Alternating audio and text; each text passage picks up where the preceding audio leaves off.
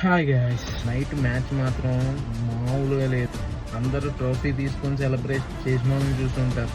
ఒక పాకిస్తాన్ మంత్రి అంట, పాకిస్తాన్లో ఆయన గురించి తెలుసుకోవాలన్న ఇంట్రెస్ట్ లేదు, ఆయన గురించి నాకు తెలియదు.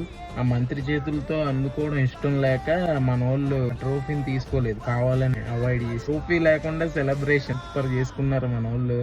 రాత్రి అయితే నిజంగా మ్యాచ్ గుబులు పుట్టింది నాకైతే. మ్యాచ్ చూస్తున్నంతసేపు మామూలుగా కాదు. ఓ పక్క నుంచి టెన్షన్ ఒకటి, ఓ పక్క నుంచి సెలబ్రేషన్. తిలక్ వర్మ అయితే అమ్మ బాబోయ్ తాండవం ఆడేసాడు తిలక్ వర్మ.